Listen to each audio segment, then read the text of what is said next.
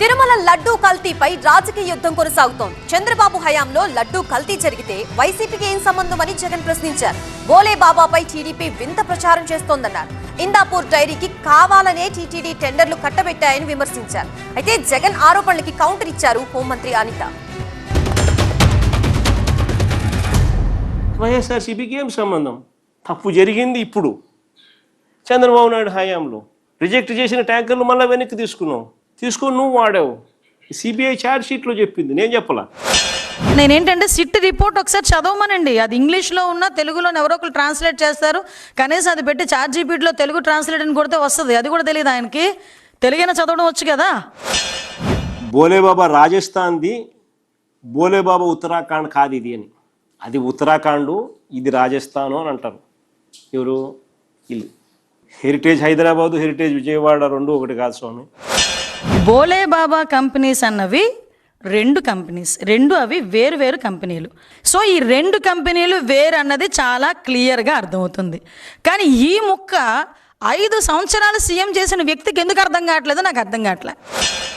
This it's a statement of 2016 March 18th. 2016 March 18న lab టెస్టుల్లో Indapur dairy fail అయి disqualify అయింది. అంటే కల్తీ జరిగిందనే కాదని అర్థం. ఇందాపూర్ కంపెనీకి 2015లో ఏదో టెండర్ ఇచ్చాము, తర్వాత డిస్క్వాలిఫై అయింది, మళ్ళీ 3 నెలల తర్వాత అని చెప్పి ఒకటి రాశాడు అక్కడ. కల్తీ జరుగుంటేనే కదా డిస్క్వాలిఫై అయ్యి ఉంటుందని. నువ్వెవడు చెప్పడానికి?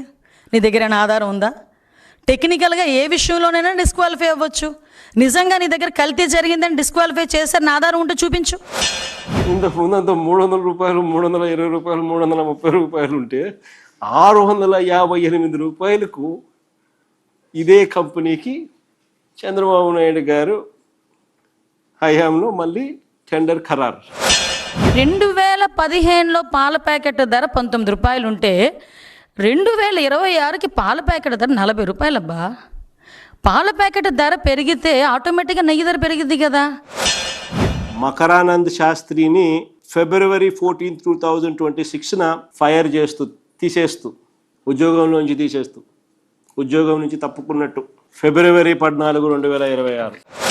యాక్చువల్గా స్టాక్ ఎక్స్చేంజ్కి వాళ్ళు ఇన్ఫర్మేషన్ ఇవ్వాలి. ఎందుకంటే బికాస్ ఆఫ్ ఇన్వెస్టర్స్కి తెలియాలి పలానా సేల్స్ డిపార్ట్మెంట్కి సంబంధించిన head of the sales department manager అతను హెడ్ ఆఫ్ ద డిపార్ట్మెంట్ వెళ్ళిపోతున్నాడు, రిజైన్ చేశాడు అన్న విషయాన్ని స్టాక్ ఎక్స్చేంజ్ వాళ్ళకి చెప్పాలి. వీళ్ళు అట్ ద సేమ్ టైం ఇన్వెస్టర్స్కి తెలియాలి. కాబట్టి ఓపెన్గా అది వెబ్సైట్లో పెట్టడం జరిగింది. ఆ వెబ్సైట్లో కాగితాన్ని తీసుకొచ్చి ఇతను ఎందుకు రిజైన్ చేశాడు, నీకు చెప్పిగా రిజైన్ చేయాలా?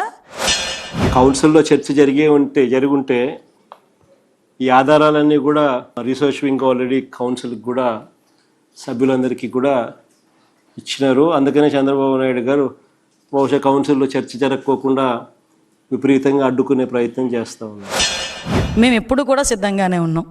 మేమేదో అసెంబ్లీలో కౌన్సిల్లో మేమేదో అడ్డుకుంటున్నాం అని మాట్లాడుతున్నామేమో. ఆధారాలు లేక మీ వాళ్ళకి మాట్లాడే అవకాశం మీ చైర్మన్ అక్కడ కూర్చొని మేము అవకాశం ఇవ్వడం ఏంటండి? నిజంగా బుర్ర ఉండాలి.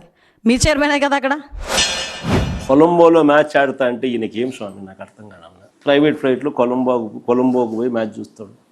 ఈ టీవీ చూస్తే కనపడదా మ్యాచ్? సరే క్రికెట్ అభిమానివే అనుకో, టీవీ చూస్తే కనపడదా?